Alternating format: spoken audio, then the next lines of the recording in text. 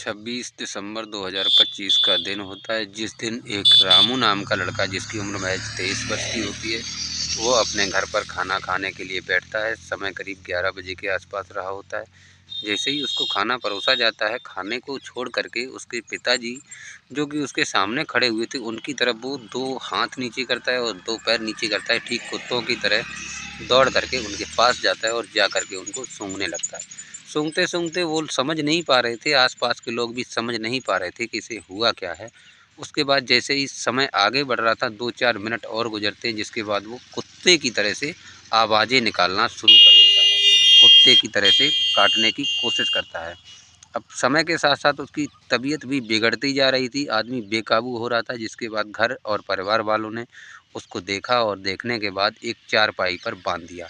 चारपाई पर बाँधने के बाद इलाज हेतु उसके लिए गाड़ी की गई और गाड़ी करने के बाद उसको अलीगंज सिटी हॉस्पिटल में उसको भर्ती कराया गया। अब दोस्तों आपको बताते चले, ये जानकारी ही बचाव है, उन लोगों को इतनी अच्छी जानकारी नहीं थी।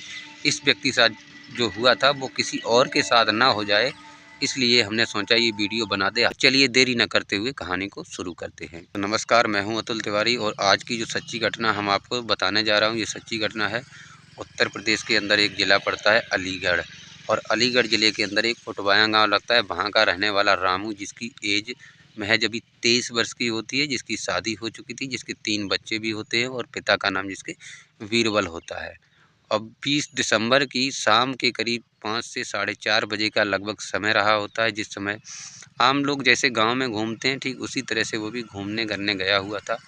उसी दौरान रास्ते में एक जगह पर उसको एक कुत्ता मिल जाता है और वो कुत्ता उसको बाइट कर देता है, यानी काट देता है। कुत्ते हाथ में सीधी तरफ काटता है, कोहनी के ऊपर कट लगाता है, हल्का सा खरोंच होता है, ज़्यादा कुछ चोट नहीं थी उसमें।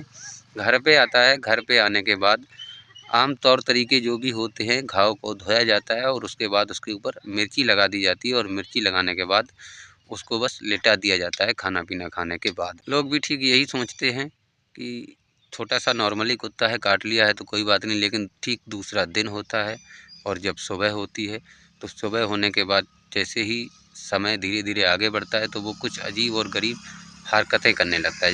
जैसे सबसे पहले अपने पिता के ऊपर कुत्तों की तरह भौंक करके दौड़ता है और उनको काटने की कोशिश करता है, जिसके बाद कई एक लोग जब इकट्ठे होते हैं तो हर किसी के ऊपर ठीक इसी तरह से अटैक करने की कोशिश कर रहा था। तभी वहाँ आसपास के कुछ समझदार व्यक्ति भी खड़े होते हैं, वो उसको एक रस्सी लेते हैं और चारपाई से बांध देते हैं। चारपाई से बांधने के बाद अब उसको इलाज हेतु हॉस्पिटल लेके जाया जाता है, जहाँ पर अलीगढ़ सिटी हॉस्पिटल के अंदर उसको लेकर के जाया गया, जहाँ पर डॉक्टरों ने उसका तत्कालीन इलाज शुरू कर दिया और इलाज शुरू करने के बाद उसको बताया कि आपने इसको लाने में थोड़ी सी देरी कर दी और कुत्ते के अंदर जो भी वायरस की मात्रा होती है वो इसके शरीर में काफ़ी ज़्यादा मात्रा में दौड़ चुकी है। अब इसका यहाँ इलाज सुरक्षित नहीं हो सकता, इसको हम आगे हेड हॉस्पिटल में इसको रेफ़र कर देते हैं। तो वहाँ से इसको हेड हॉस्पिटल में अलीगढ़ से रेफ़र कर दिया गया।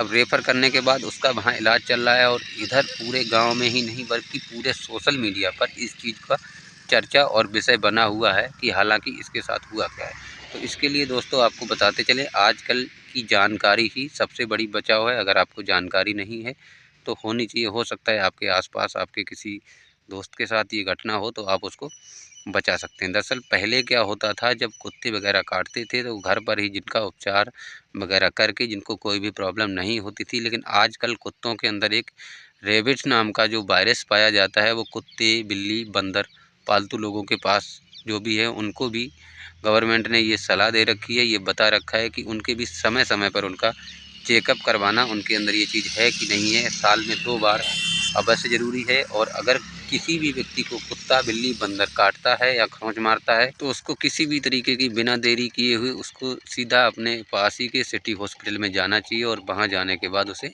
उपचार लेकर के डॉक्टरों से सलाह लेनी चाहिए कि उसको कोई अगला कदम आगे बढ़ाना चाहिए। लेकिन आजकल लोग क्या करते हैं, इस बारे में लापरवाही करते हैं, सोचते हैं अभी नहीं सुबह देख लेंगे, बता सकें। लेकिन फिर भी मैंने सोचा जानकारी ही बचाओ है, एक कदम जागरूकता की ओर अवश्य दिखाना चाहिए, आपको भी दिखाना चाहिए।